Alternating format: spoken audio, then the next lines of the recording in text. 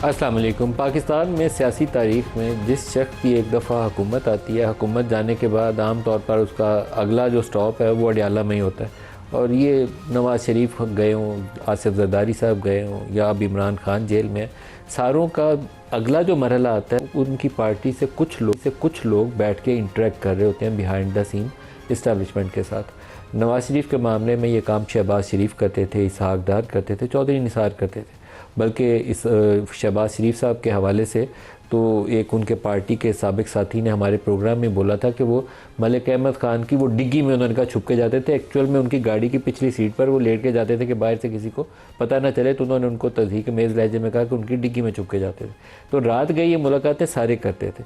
अब मैं अगर पीछे मुड़ के देखूँ तो मुझे लगता था कि वो दुरुस्त रास्ता, उस वक्त जो भी हम लोग मीडिया पे भी तनकीद करते होंगे कि रात के अंधेरे में इस्टेब्लिशमेंट से मिलते हैं, लेकिन साल 6 महीने में वो नवाज़ शरीफ हों तो उनको जेल से निकलवा लेते थे। जरदारी साहब ने बहुत जेल काटी, लेकिन पीपल्स पार्टी से भी कोई ना कोई बंदा इंटरेक्ट कर रहा होता था।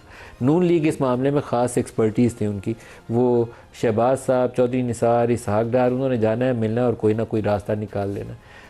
अब इमरान खान के मामले में एक अजीबोगरीब अलमिया यह है कि इनकी पार्टी से अव्वल तो इस मामले में कुछ स्ट्रेटजाइज़ नहीं करता। 2-3 मौके आए कि इनकी पार्टी से कुछ लोग आगे बढ़े, लेकिन बाकी की जमात जो है उनको गालियां निकालकर मुल्क दुश्मन करार दे रही होती है। ये तरीक़ाकार बहरहाल दुरुस्त नहीं है। ये तरीक़ाकार जो है इमरान खान को जेल में तो बरकरार रख सकता है, जो रखा हुआ है उसने पिछले 3 साल से। उसकी जेल से वापसी का रास्ता हमवार करने में कोई मदद नहीं दे रहा। नवंबर 2024 में एक बहुत ही अच्छा मौका था जब अली मीन गंडापुर जो थे मोहसिन नकवी के साथ इंटरेक्ट कर रहे थे, और Mohsin Naqvi is the right person to interact with the establishment. पूरी गवर्नमेंट में शहबाज शरीफ नहीं इंटरेक्ट कर सकते, मोहसिन नकवी कर सकते हैं और वो रास्ता दे सकते हैं। और वो ऐसा रास्ता टूटा कि उसके बाद वो आज तक दोबारा खुला नहीं है। अभी भी एक सुहेल अफरीदी की मुलाकात हुई मोहसिन नकवी साहब के साथ बैरिस्टर गौहर के घर में, और उसके बाद उनको वैसे ही अलकाबात से पुकारा गया जो बाकी पीटीआई के किसी भी ऐसे शख्स को पुकारा जाता है जिसकी इस्टेब्लिशमेंट से मुलाकात साबित हो जाए।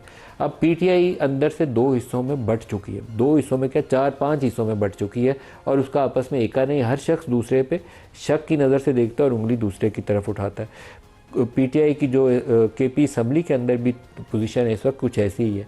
हुकूमत तो सुहेल अफरीदी की है, लेकिन दूसरा ग्रुप दावा करता है कि उनके पास साइजेबल मेंबर्स की मेजॉरिटी मौजूद है, अक्सरियत मौजूद है, और वो किसी भी वक्त हुकूमत को मजबूर कर सकते हैं कि बजट भी वो पास ना कर सके। तो आज के प्रोग्राम में हमारे साथ उसी नाराज़ ग्रुप में से एक रुकने सुबह फजल इलाही साहब।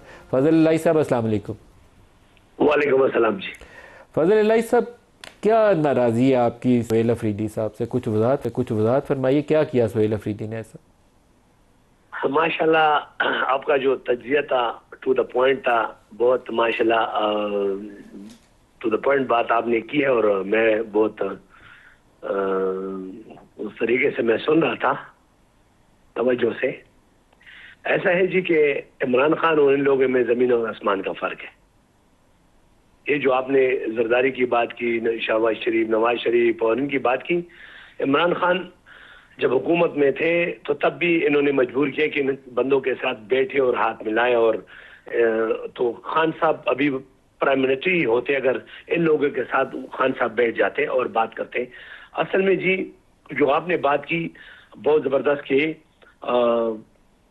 हम पाकिस्तान तहरीक इंसाफ के जो लोग हैं, हम हमारी वजह से खान साहब 3 साल से अंदर हैं, यही बात है। हम नाराज़ नहीं है, हमारी पार्टी है और बिल्कुल भी नहीं है। सिर्फ और सिर्फ हमने इस तरह जो भी हमारे साथी हैं सब ने कहा है पूरे पाकिस्तान में, ये हम इस तरह नहीं करें कि हम सुहेल अफरीदों को कहते हैं या सूबाई सदर को कहते हैं या एक चेयरमैन साहब को कहते हैं कि जी आप उठे और इमरान खान की राय के लिए बात करें। ना ना ना ना, बिल्कुल नहीं। हम पूरे पाकिस्तान में इंक्लूडिंग आज़ाद कश्मीर, गिलगित बल्तिस्तान के हम उन पार्लियामेंटेरियन, उन टिकट होल्डर, उन उहदेदारान को कहते हैं कि आए और हमारे साथ एक टेबल पर बैठे और इसके लिए एक मुस्तहकम हल निकाले। ऐसा तो नहीं है। फजल साहब आपने कहा कि जो पार्टी की क़यादत है वो मुखलिस नहीं है इमरान खान की रिहाई के हवाले से, तो ये आप सबको कह रहे हैं, बैरिस्टर गौहर को भी कह रहे हैं, सुहेल अफरीदी को भी कह रहे हैं, सबको कह रहे हैं, असद कैसर को भी कह रहे हैं, सबको कह रहे हैं आप ये बात? जी हाँ, मैं सबको कह रहा हूँ, मैं सबको कह रहा हूँ, इसलिए कि आए एक टेबल पर बैठे और एक मुस्तहकम हिकमत अमली इमरान खान मैं 2 साल से लगा हूँ। अल-अमीन गंडापुर को भी मैंने कहा कि मैंने यहाँ तक असेंबली में खड़े होकर कहा कि देखिए पंजाब देखिए हम पर आटा बंद करता है, हमारा हक बनता है कि हम गैस और बिजली बंद करें। हम भी तो गैरती लोग हैं ना, हमारे अब्बा इधर का नाम है, वो तो अलग बात है कि हम अटक पार होके हम एक सिपाही से भी बेइज्जती खा लेते हैं। आपके साथ तो कितने अरकान की हमायत है आपके साथ? जी आपका जो ग्रुप है, ग्रुप में कितने लोग हैं जो आपके हमख्याल लोग हैं? कितने ग्रुप है? 35 से 40 है। 35 to 40। यस। लेकिन मैंने कुछ दिन पहले वो शफी जान से इंटरव्यू कर रहा था, तो वो तो कह रहे थे कि 75 अरकान हमारे साथ इजलास में मौजूद थे। उनको कहे कि पहले तो वो छोटा सा बच्चा है, उनकी बातों पर तो हम ध्यान भी नहीं देते ना। वो तो छोटा सा बच्चा है ना, उसके एक्सपीरियंस है, उसकी बातों पर हम ध्यान नहीं देते। उसको कहें जिस दिन आपने मेरी पार्टी का इजलास बुलाया तो 52 बंदे बैठे हुए थे उधर। उन्होंने कहा 4 बंदे नहीं थे, वो शायद आप भी उन 4 में से शामिल थे। पूरे पेशावर में और केपी में जितने मीडिया के आपके दोस्त हैं उन सबसे पूछे, 52 बंदे थे। मैं चैलेंज करता हूँ शफी जान को। आप बताइए आपके साथ साथ कौन है जिनके ख्यालात आपसे मिलते हैं? आपके हम ख्याल कौन? ये सब जितने भी ये 35 प्लस है ना, तो ये इनके सब हमारे साथ जो है ख्यालात मिलते। क्या वो एक पॉइंट एजेंडे पे एक ही ख्याल है, ख्यालात नहीं है, एक ही ख्याल है। कोई दो हमारे चार ख्यालात बिल्कुल नहीं, एक ही ख्याल है और वो इमरान खान की रिहाई है, अदरवाइज कुछ भी नहीं। अच्छा, इमरान खान की रिहाई के लिए काम आप लोगों को करना चाहिए। मैं तो खुद इस चीज़ को सपोर्ट ऑन एयर बैठ के कर रहा हूँ, लेकिन आपके साथ दो चार जो बंदे हैं उनका नाम तो बताइए ताकि मैं उनको भी फ़ोन पे ले लूँ साथ। मुश्ताक गनी साहब को ले लें आप। और मुश्ताक गनी के अलावा तो 35 तो मैं नहीं गिनवा सकता आपको। फजल इलाही, एक मुश्ताक गनी और 2 नाम हो गए ना, कोई 10 तो नाम बताए ना। तो ऐसा है ना 35। देखिए मेरी बात सुनिए, अली-मीन गंडापुर को इसमें आते हैं आपके साथ कि नहीं आते? नहीं जी नहीं, हमारा उनके साथ कोई कांटेक्ट नहीं है। हल्फियन मैं भी कहता हूँ और अल-अमीन गंडापुर भी हल्फियन कहेगा कि मैं हमारे साथ कोई कांटेक्ट नहीं है ना हम करते। हम सिर्फ इमरान खान की रह चाहते हैं। जब हलफ की बात हमने की है कि बिल्कुल हल्फिन आए और बैठे, और उसके बाद जिस तरह हमसे सेनेट में हलफ लिया जाता है तो सेनेट का वोट एक पर्ची है मेरे नजर में, और इमरान खान उम्मत मुस्लिमा का लीडर है। अच्छा फजल साहब, दुनिया मानते। फजल साहब, इमरान खान की उम्र है कोई 75 साल, कुछ साल 6 महीने आगे पीछे होगी अगर मैं मिस्टेक नहीं कर रहा। तो 75 साल के शख्स को अगर जेल में 3-4 साल रखा जाए और 80 साल के करीब हो के उसकी रिहाई हो, तो वो सियासत के लिए तो वो फारिग हो जाएगा शख्स। तो आपकी बात की, आपकी सुहेल अफरीदी साहब की, बैरिस्टर गौहर की, असद कैसर की, अली-मीन गंडापुर की, अलीमा खान की, इन सारों की मिलके तो जिद्दोजहद ये होनी चाहिए थी कि इमरान खान को साल 6 महीने में जेल से रिहाई का कोई रास्ता मिल जाए। इसी वजह से मैं 2 साल से लगा हूं। मैंने पेशावर प्रेस क्लब में कुरान पाक के खत्म किए, 2 दिन भूख हड़ताल कैम किए, मतलब रोजा रखा है हमने, उधर अफ्तारी किए। ये 2 साल पहले आप रिकॉर्ड चेक कर ले, नहीं मेरे ट्वीट पे जाए आप चेक कर ले, उधर पूरा रिकॉर्ड मौजूद है। अच्छा, हमारे साथ इस्लामाबाद स्टूडियोज में बैरिस्टर उमैर नियाजी साहब भी हैं। उमैर साहब आपको भी खुश आमदीद। इनसे खुर्रम दस्तगीर खान साहब भी हमारे साथ हैं, उनको भी खुश आमदीद। बैरिस्टर उमैर हमारे भाई है। आप साथ ही रुकिए फजल साहब, आप साथ ही रुकिए, आपका सलाम पहुंच गया। सलाम करता हूँ भाइयों को, सलाम करता हूँ जी, भाई को और खुर्रम दस्तगीर भाई को मैं मेरी तरफ से सलाम हूँ। आप फजल साहब साथ ही रुकिएगा, आप इनका जवाब सुनिएगा फिर आप भी बताइएगा। बैरिस्टर उमैर, सलाम किया उनको जी ठीक है। बैरिस्टर उमैर साहब आप बताइएगा ये हो क्या रहा है पार्टी में? देखिए, कोई उस तरह के कहें कि कोई बड़े डिफरेंसेस नहीं, डिफरेंस ऑफ ओपिनियन ज़रूर होता है। पिछले दिनों हमारी पार्लिमानी पार्टी की मीटिंग हुई, 6 घंटे पे मुहित थी और उसमें अचकज़ई साहब, अलामा नासिर साहब सारे मौजूद थे। डिफरेंट इशूज़ पर डिस्कस किए। खान साहब की रिहाई ज़ाहिरी बात है मेन कंसर्न है, उस भी बात हुई। देखिए, हमें एक समझने की ज़रूरत है, इमरान खान अगर कोई अंदर हैं वो खाली को तहरीक इंसाफ की नाअहली या कमी की वजह से नहीं है। इमरान खान पे केसेस की नौइयत तो देखें, किस तरह के केसेस बनाए गए। आज तक किसी सियासी शख्सियत पे 300 से ज़ायद केसेस बने, एक केस ख़त्म होता है दूसरा शुरू हो जाता है। फिर इमरान खान ही के लिए पूरी आइनी ढांचा बदला गया। 26वीं 27वीं आईनी तरमीम का मकसद क्या था कि जुडिशरी को सरनगू करना। उसके बाद एक वक्त पे प्लेन हाईजैकिंग का केस था, बिल्कुल, और उसमें सजा भी हुई थी ना, बिल्कुल। और फिर बाद में सारा कुछ रिवर्स हो गया, रिवर्स हुआ, बिल्कुल। फिर पनामा और इकामा में जो कुछ हुआ था वो भी आपके सामने हुआ भी, और फिर बड़े बड़े लीक्स होने लगे। तो अगर राब्ता रहे एस्टेब्लिशमेंट से तो कोई मुल्क दुश्मनी तो नहीं है, ये तो सियासत है, आप सियासत से रास्ता खोल लेते हैं। एक आपने अपने इंट्रो में भी इसी चीज़ पे बात की। देखें, इस्टेब्लिशमेंट को हर जगह, जैसा सीएम जिस पोजीशन पे हैं, अली अमीन थे, अब दूसरे सीएम आए, एपेक्स में बैठते हैं, डिफरेंट लेवल पे डिफरेंट रैंकिंग ऑफिसर्स को भी और डिफरेंट फेडरल गवर्नमेंट के साथ एक इंगेजमेंट रहती है। वो इंगेजमेंट बेशक यूटिलाइज हो सकती है इस मकसद के लिए, साथ ही साथ जब प्रोविंशियल गवर्नमेंट होती है उसके पास और भी टूल्स होते हैं जिन पे बैठ के बातचीत की जा सकती है। मगर इस सिनेरियो में देखें कि बहुत एक डिफरेंट तरह की सूरत हाल बनी। 26 नवंबर के बाद एक बहुत बड़ा गैप आया है पीटीआई और एस्टेब्लिशमेंट के मामलात में, और फिर उसके बाद देखें सबसे बड़ा जो गैप है, देखिए पॉलिटिकल प्रिजनर को आज तक आइसोलेशन में नहीं रखा। आज 7.5 माह हो गए हैं इमरान खान की अपनी किसी सियासी रुफका से मुलाकात भी नहीं हुई। जब इस तरह की सिनेरियो उसमें पार्टी ऑपरेट कर रही हो तो जाहिर बात है डिफ़िकल्ट सिचुएशन आती है, उसमें पार्टी के लीडरान पे आवाज़ें उठती है। बैरिस्टर गौर की जैसा बात कर रहे थे, आज उनसे भी मीडिया वालों ने यही सवाल किया कि हर चीज़ की तनकीद का पहले निशाना आप क्यों बनते हैं। देखिए एक कोई कोशिश भी की माजरत के साथ लीडरशिप जो है ना, मुझे सख्त लफ्ज़ है, बुरा ना मानिएगा, स्पाइनलेस लीडरशिप होती है ना, स्पाइनलेस लीडरशिप है। आप लोगों को स्ट्रेटेजाइज करना चाहिए। दबाव आता है तो दबाव बर्दाश्त करें, लेकिन रास्ता निकालते हैं। नवाज शरीफ का रास्ता निकालने के लिए शहबाज शरीफ, इसहाक डार, चौधरी निसार रास्ता निकालते थे ना, जाके मिलते थे, वो रास्ता निकालते थे। बिल्कुल ठीक कह रहे हैं, मगर देखें उस रास्ता निकालने के लिए अभी कैफियत क्या है। देखें उनकी मुलाकातें तो बरकरार थी, हमारी मुलाकातों की गैप की वजह से सूरत एक हाल क्या बन गई कि हर कोई खुली भी थी, फिर भी कौन सा कमाल कर लिया था आपने? नहीं, देखें उसी में 8 फरवरी का इलेक्शन क्लीन स्वीप किया ना, कोई सोच सकता था इतनी बड़ी एक चेंज की बुनियाद रखी, वो जेल में बैठे बैठे ही रखी ना। उससे पहले 3 सजाएं हुई थी, सारे मामलात हुए, लोगों को शऊरी तौर पे और अपने साथ जोड़े रखा, तो उसमें इमरान खान और पॉलिटिकल पार्टी का भी तो रोल रहा। पार्टी का कोई रोल नहीं था। इलेक्शन में भी 8 फरवरी खान के नाम का वोट मिला था, पार्टी की कारकर्दगी से वोट नहीं था मिला। नहीं, पार्टी ने देखें उस डिफ़िकल्ट हालात में सरवाइव किया। देखें हम अब उनकी कुर्बानियां तो नहीं ज़ाया कर सकते। देखें जिन्हें 40-40 साल सजाए हुए, उमर अयूब से लेके फहरिस्त एक लंबी फहरिस्त है। देखें उन्होंने सजाएं फेस की ना, इसी सिस्टम को अपोज करने की सज़ा ली है ना, वरना उनकी और क्या दुश्मनी थी।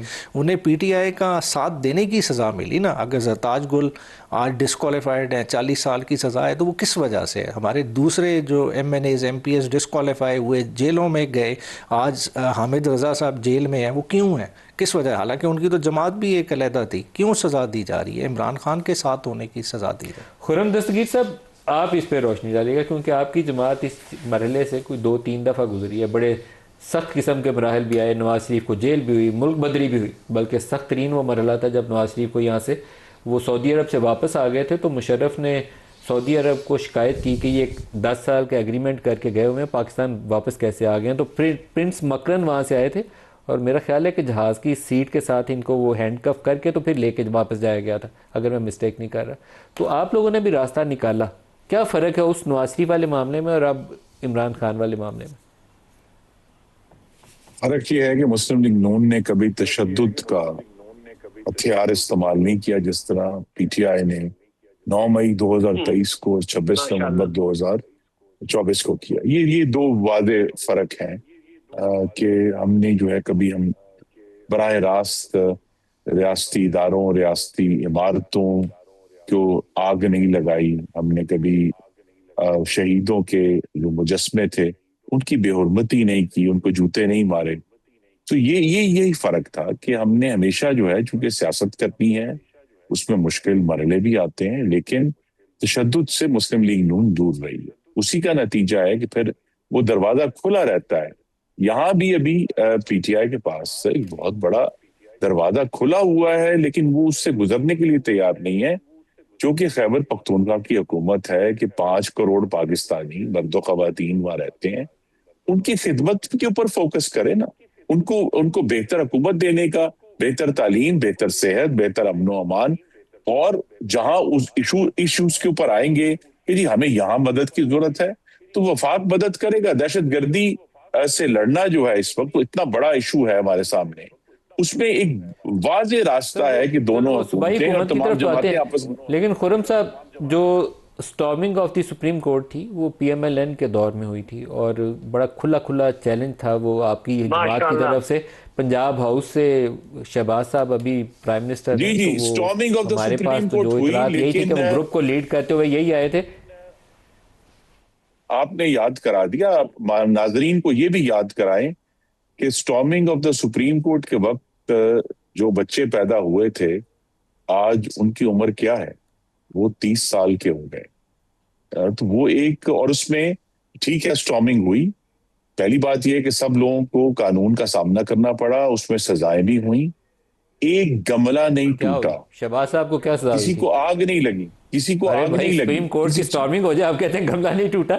आपकी सबसे बड़ी नहीं अदालत थी, उसके अंदर आपने दावा नहीं, बोल दिया आप तो आप कहते देखिए, हैं जो गमला नहीं मैं टूटा। यही कह रहा हूं कि जो जो उसमें जो भी आप उसके ऊपर अपनी तवजीह देना चाहें जरूर दें, लेकिन इशू यही है कि जब आग लगेगी, जब जो है शहीदों के मुजस्समों की बेहुरमती होगी, जब जिना हाउस के अंदर घुस के आप तबाह करेंगे उस इमारत को, रेडियो पाकिस्तान पेशावर भूल खैर वो गया। गलत काम और था, बल्कि शायद इन इन इन 9 इनके मई इनके गलत दामन काम के था, ऊपर 9 जो मई सही काम नहीं था।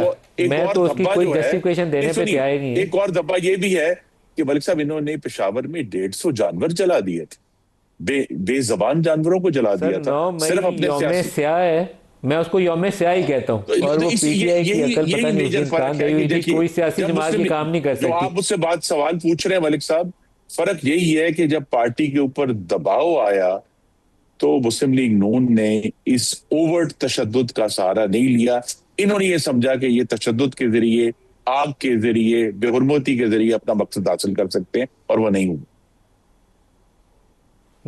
फजल इलाही साहब, बजट सर के ऊपर है, 2 दिन बाद तो फेडरल गवर्नमेंट का आ जाएगा, उसके बाद सूबाई असम्बलियों में ये मामला सामने आएगा। आप कहते हैं बजट पास नहीं करने देंगे, 35-40 लोग आपके मैं ये साथ नहीं हैं। कहता हूँ बजट से पहले हम बैठेंगे और इंशाल्लाह कोई मुस्तहकम हिकमत अमली में देंगे, लेकिन ये जो हमारे भाई ने बात की ना कि इन्होंने इस तरह किए उस तरह किए, जी ये जज साहब के डेस्क के ऊपर चढ़ गए थे, मुझे याद है, मैंने खुद आंखों देखे हाल बता रहा हूँ आपको। और दूसरी बात ये कि नरेंद्र मोदी को बगैर वीजे के कौन लेके आया था? 70 इनकी फैक्ट्रियों से तो इंडिया के एजेंट हुए पाक आर्मी के देखिए वहाँ मलिक पे, साहब, जो प्लीज आप, इंडिया में मेरी जाके उन्होंने कहा गुजारिश है कि अगर कोई ऐसी बात करता है जो गलत है तो आपको उसको चैलेंज करना है, मेरा काम नहीं है ये। नवाज शरीफ एंड कंपनी ने तो इतनी गद्दारी की है किसकी फैक्ट्री से जनाब फजल साहब, किसकी फैक्ट्री से इंडियन बंदे निकले, आप बताइए मुझे। ये बिल्कुल ही आप गलत बात कर रहे हैं और नाजरीन को गुमराह कर रहे हैं। मेरी गुजारिश है आप जरूर क्रिटिसाइज करें, लेकिन मैं ये भी कहूंगा कि अगर कोई जज के डेस्क पर चढ़ा गलत था इल्जाम है तो वो फजल इलाही कब साहब। जुर्म है, बजाय ये कि रेडियो पाकिस्तान पेशावर को जला ही दे और उसका डेट बेच दे। वीजा किसने दिया था?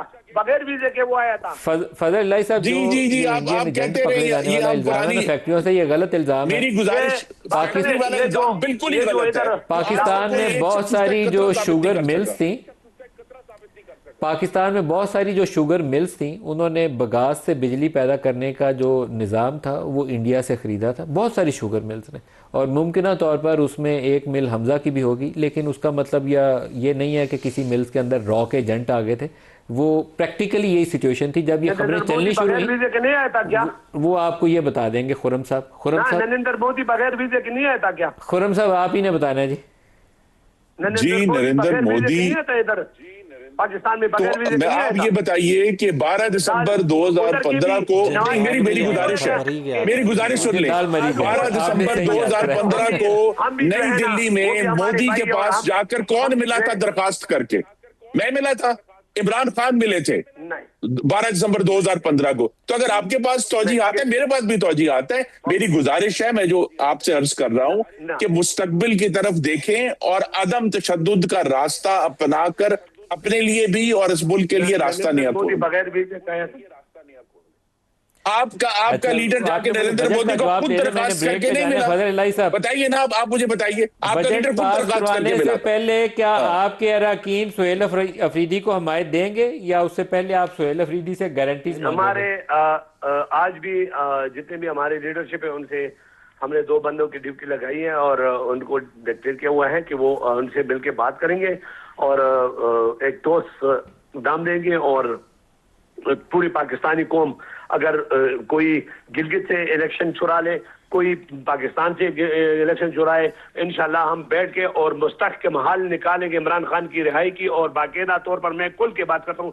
कि पूरा एक हलफ लेंगे जिससे हम और ये लोग सब जितने भी एक असूल है, एक किरदार है कि वहां पर बैठ के हलफ लेते हैं सेनेट में। इस तरह हम सब पूरे पाकिस्तान के जितने भी पार्लियामेंटेरियन है, जितने भी ओहदेदारान है, वो हलफ लेंगे कि इमरान खान की रिहाई के लिए एक एजेंडा पर आएंगे। और जब ये हमारे साथ बैठ के हलफ लेंगे, जल्दी से उमैर साहब से भी जवाब ले लें, और टाइम हम ब्रेक का कितना करीब सीखा आता है। जा रहा है। उमैर साहब, जमात को हल्फ लेने की जरूरत है, आप लोग तो मुंतखब इसी काम के लिए हुए। देखिए लॉयल्टी कोई कितनी दफ़ा प्रूव करेगा। देखिए फिर वही एग्जांपल आ जाती है, लोगों ने बड़ा कुछ इस पार्टी के लिए सहा है, और देखें इतनी ल्यूक्रेटिव ऑफर्स के बावजूद 26वीं तरमीम किसी से ढकी छुपी तो नहीं है, अरबों की ऑफर्स इन्हीं लोगों ने टकराई है ना। आज जुनेद खान से रब्ता कर लें, क्या उनको नहीं ऑफ़र हुई थी? बड़े बड़े लोग आपके टीवी पे आके ऑन कर चुके हैं और लोगों के नाम लिए हैं जो गवर्नमेंट साइड से आके जिन्होंने अप्रोच तो किया। आपके उसके बाद से गायब हो गए ना, जिनका मतलब लग गया था कि उन्होंने 5 पैसे टूटे, दिए। 5 हमारे टूटे भी उस दौर में। देखें मगर देखें पीटीआई ने कभी शॉर्टकट नहीं ढूंढा। देखें अगर शॉर्टकट ढूंढना होता तो नवाज शरीफ की तरह इमरान खान 10 साल के बजाय 5 साल मुआहदा साइन कर लेता और मुल्क से राह फरार का रास्ता इख्तियार कर लेता। वो नहीं किया। क्यों नहीं किया? एक बड़ी जद्दोजहद है। बड़ी जद्दोजहद में मुश्किलात होती हैं, और ठीक है हम एक दूसरे से गिला भी करते हैं, सारे मामलात करते हैं, मगर मैं किसी भी अपने रुकन की जो है ना लॉयल्टी पे नहीं डाउट करूंगा कि जो इतने मुश्किलात के बावजूद आज भी इमरान खान के साथ खड़ा है और उनकी कॉल पे लब्बैक कहता है। इतने लोग नाराज क्यों हो गए? सुहेल अफरीदी को बहुत जल्दी लोगों ने नाराजी का सामना करना पड़ रहा है, क्या वजह हुई इसकी? देखें इसमें थोड़ा सा फैक्टर देखें केपी का भी है। केपी का इस सेंस में मैं कहूँगा कि देखें तीसरी दफ़ा की हुकूमत है। जब तीसरी दफ़ा की हुकूमत हो तो लोगों की एक्सपेक्टेशन और ज़्यादा होती हैं, लोगों ने और ज़्यादा एक मरियम एक्टिव नवाज के किस्म का खिलाफ ग्रुप क्यों नहीं रिस्पॉन्स। बन गया? नहीं देखिए मरियम के खिलाफ देखें जो जमात इकट्ठी की गई हो ना, उसके और तरह के मामला वहाँ तो मसाइल ज़्यादा होते हैं। नहीं वहाँ मसाइल नहीं, वहाँ पार्क किए गए हैं। जब बंदे पार्क किए जाएं तो वो पार्क पोजीशन में ही रहेंगे। के ज़्यादा रोले होते हैं नहीं देखें उस तरह के नहीं होते। यहाँ देखें एक लेजिटिमेट मैंडेट वाले एक दूसरे के कंपेटिटर भी हैं। देखें एक आम खैबर के ज़िले का बंदा मिनिस्टर चीफ मिनिस्टर बन सकता है, तो हर एक एलिजिबल है। ये चीज़ साहब, क्या सियासी जो हमारे लोग हैं वो अपनी बसीरत से इस तरह के मसाइल का हल नहीं ढूंढ सकते? जो अभी इमरान खान की जेल हो या इवन कश्मीर के अंदर जो मामला है, मेरा ख्याल है ये मुज़ाकराती तरीके से हल होना चाहिए था, कालादम तरीके से नहीं होना चाहिए था, लेकिन बहरहाल दोनों में मुश्किल नज़र आती है। सियासी लोगों की बसीरत का इम्तहान है ये। लेकिन उस बसीरत की बुनियाद ये है मलिक साहब, जो कोई पीटीआई मानने के लिए तैयार नहीं है, कि हमें एक दूसरे का एहतराम करना, हमें रवादारी से साथ चलना है। और वो बात जो 2006 में बिलाखिर इन राइटिंग मोहम्मद नवाज शरीफ और शहीद बेनजीर भुट्टो ने लिखी कि हम एक दूसरे के मुखालिफ जरूर हैं, दुश्मन नहीं है जिन्हें हमें तबाह करना है और दुनिया से उठा देना। तो हम सबको साथ लेकर चलना है। अब ये बात सियासी जमातों के बारे में भी है, ये पाकिस्तान के सूबों के बारे में भी है, ये पाकिस्तान में मुख्तलिफ ज़बानें बोलने वाले और मुख्तलिफ एथनिसिटीज के बारे में भी है, कि हमें एक दूसरे का एहतराम करके चलना है। अगर यही सोच रहेगी कि जी इनको अपनी बंदूकें साफ कर लो, हमारे हैं, हमारे लोग तुम्हारे घर में घुसकर तुम्हें मारेंगे, तो फिर मामला आगे नहीं बढ़ेगा। यही जो सोच है अगर पीछे हटेगी, और ये जो सोच है कि जी शायद किसी एहतजाज के जरिए आप अपना कोई सियासी मकसद हासिल कर सकते हैं, ये भी पाकिस्तान में दुरुस्त साबित नहीं हुई। एक एहतजाज होते हैं, उसके ऊपर गुफ्तगू होती है। अभी भी देखिए जो आज़ाद कश्मीर की सिचुएशन है कि वो उनका जो बुनियादी मुतालबा है 12 महाजरीन की सीटों का, अब वो मुतालबा जो है अब इलेक्शन से 2 महीने पहले तो सही तरीका तो यह है कि वो एक पार्टी बनकर वो मुतालबा एजेके के अवाम तक लेकर जाएं, और अगर एजेके के अवाम इलेक्शन में उनको पजीराई दें तो बहुत अच्छी बात है। लेकिन ये कह देना कि एक जत्था जो है जो एक किसी इशू पर एहतजाज कर रहा है वो आजाद जम्मू कश्मीर के सारे लोगों की नुमाइंदगी कर रहा है, ये बिल्कुल गलत है, ये बिल्कुल ही गलत है। तो लिहाजा ये प्रिटेंड करना कि जी वो किसी मेजर पब्लिक ओपिनियन का टेस्ट तो बिलाकर जो है वो पार्लियामान में होना है या आजाद जम्मू कश्मीर में चूंकि कानून साज असेंबली है वहां होना है। तो ये तरीका यही है कि या तो आप अदम तशद्दुद के जरिए निगोशिएट करें, या फिर आप चूंकि इलेक्शन का मौका है तो इलेक्शन में जाकर अवाम से पूछें कि वो क्या चाहते हैं। लेकिन ये कह देना कि जी हम चूंकि एहतजाज कर रहे हैं और हम एहतजाज के जोर में हम तोड़फोड़ भी करेंगे, हम लोगों को कत्ल भी करेंगे, ये तो बिल्कुल ही नाकाबिले इस वक्त पाकिस्तान की जो 21वीं सदी में सियासत में तशद्दुद जो है वो नाकाबिले यकीन है। आप सबका बहुत शुक्रिया। एक ब्रेक से वापसी पे मुसद्दिक जुल्करनैन साहब हमारे साथ होंगे, मारूफ कारोबारी शख्सियत है। बजट में ऐसा क्या करें कि इकनॉमिक रिवाइवल, इन्वेस्टमेंट का प्रोसेस, एक्सपोर्ट ग्रोथ पाकिस्तान से शुरू हो जाए, उसके ऊपर उनसे बात करेंगे। हमारे साथ रहिएगा।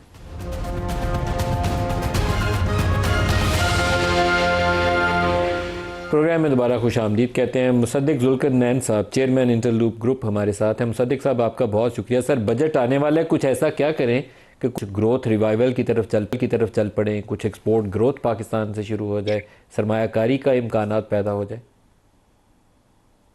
जी बहुत शुक्रिया नदीम साहब फॉर हैविंग मी। मसला ये है कि हम सब यही चाहते हैं, आप भी चाहते हैं, पूरी कौम चाहती है कि हम ग्रोथ की तरफ जाएं, लोगों के लिए रोज़गार के मौके फराहम हों, एक्सपोर्ट्स बढ़ें।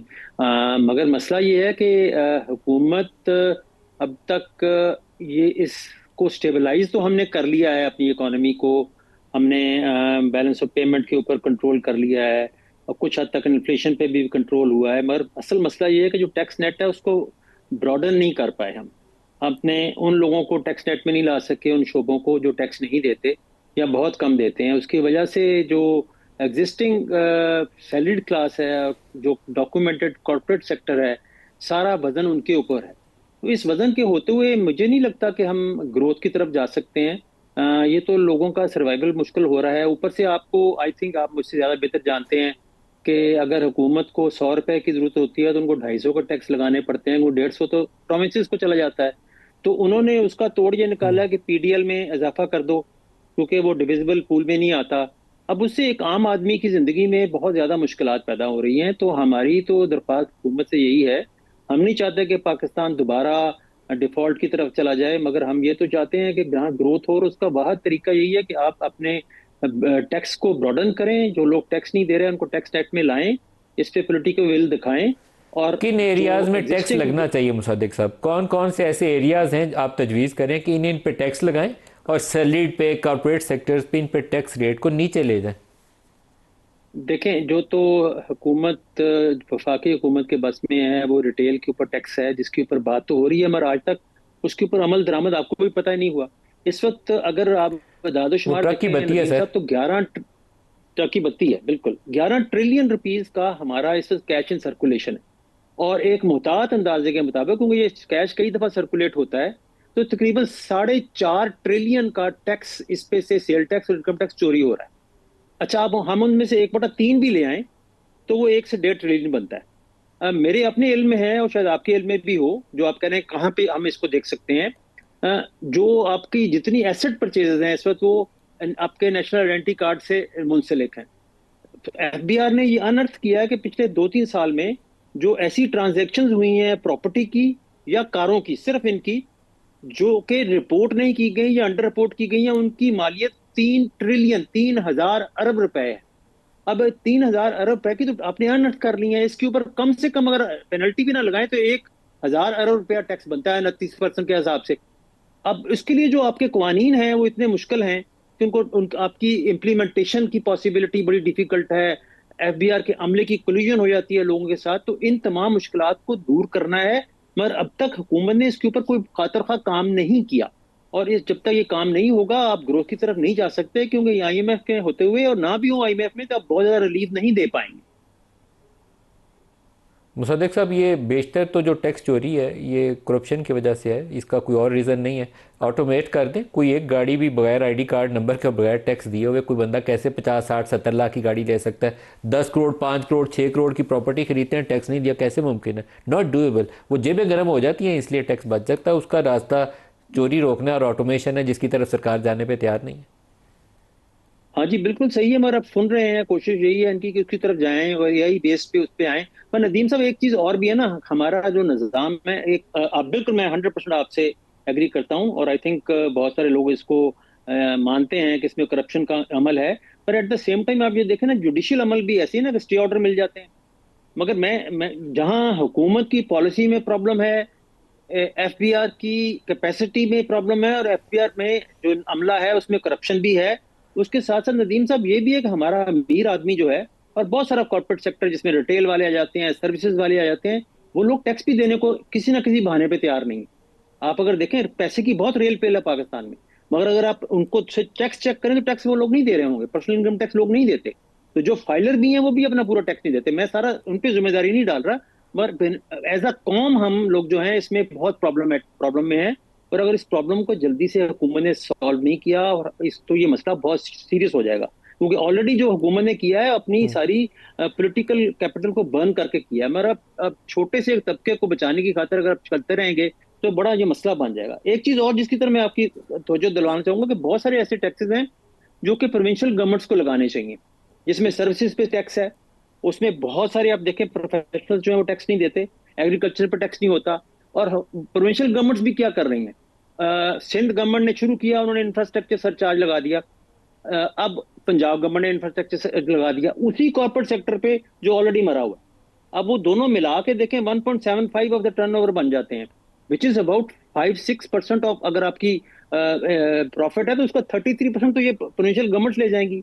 आप तो ऑलरेडी सरप्लस हैं, आपको उन लोगों से टैक्स क्यों चाहिए जो कि ऑलरेडी टैक्स के में दबे हुए हैं। तो ये आई थिंक इसमें सोचने की कौम को जरूरत है, कौम के अरबाब इख्तियार को जरूरत है। अगर मुल्क को तरक्की की तरफ लेके जाना है तो ये सब चीजें जो है ना इनको ठीक करना पड़ेगा। सर मैं वैसे इसमें ना हुकूमत को 100% ज़िम्मेदार मानता हूँ। ये 26वीं-27वीं तरमीम जहाँ अपनी ज़रूरत थी, किसी को फिक्स करना था, अदालतों को काबू में लाना था, वहाँ कर लिया, लेकिन वहाँ से एक लाइन नहीं ठीक की जहाँ से NFC फार्मूला की इस्लाह होनी थी, उसको नहीं छेड़ा। सैलरीड क्लास से एट सोर्स ही 40% काट लेते हैं वो 10% सुपर टैक्स डाल के। हम काबू आए हुए भाग नहीं सकते, खुशी से तो मैं भी नहीं देता हूँ, मेरी सैलरी से कट जाता है। तो जिसको नहीं लगाना नहीं लगाते। शुगर मिलें चोरी कर रही हैं, टोबैको वाले चोरी कर रहे हैं, करने दे रहे हैं। तो वहाँ पे विल लैक करती है सर, पोलिटिकल विल नहीं है वहाँ पे। बिल्कुल विल लैक करती है, मैं एग्री करता हूँ। उसके साथ नदीम साहब एक और चीज भी है, ये इस कुछ को बहुत सारी चीजें जो अमेंडमेंट के बगैर हो सकती हैं, जिसपे बात तो हो रही है, हम तो 2-3 साल से शोर मचा रहे हैं। BISP अच्छा प्रोग्राम है या बुरा है, इस पे बहस में नहीं हम पढ़ते। BISP के ऊपर फेडरल में से फाइनेंसेस में से क्यों पैसा जाए? एक सूबे के लोग हैं, उनकी माली इमदाद हो रही है, वो सूबा करे। ये आपका 700-800 बिलियन रुपीस जो है ये सूबों को देना चाहिए। इसी तरह एनर्जी पे सब्सिडीज है, बिल्कुल सही कह रहे हैं। आपका हमसाया मुल्क है, इंडिया है, बाकी जगह है, वहां पे स्टेट्स जो उनकी जो प्रोविंसेस को स्टेट्स कहते हैं, वो एक दूसरे से कम्पीट करती हैं इंसेंटिव्स देने के लिए कि आप हमारे पास आए काम करें। हमारी स्टेट्स जो हैं वो उल्टा काम कर रही हैं, वो सारा हुकूमत उधर से पैसा लेके मजीद बोझ डाल रही हैं कॉर्पोरेट्स पे भी, और अपना काम पूरा नहीं कर रही, अपना टैक्स कलेक्ट नहीं कर रही।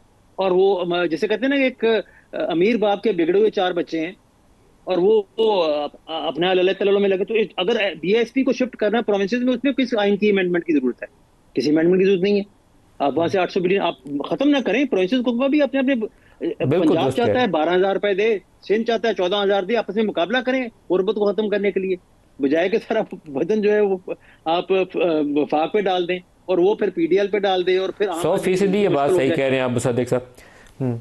अच्छा मुसद्दिक साहब, आज के प्रोग्राम का वक्त एंड पे आ गया, लेकिन ये बहस अच्छी है आपके साथ, एक आध प्रोग्राम में और होनी चाहिए इंशाल्लाह। बजट से पहले या बजट वाले दिन दोबारा आपसे फिर बात करेंगे इस इशू पे। मुसद्दिक साहब, चेयरमैन इंटरलूप ग्रुप, बहुत शुक्रिया आपने हमें ज्वाइन किया। आज के लिए इतना ही, इजाज़त दीजिए, अल्लाह हाफिज़।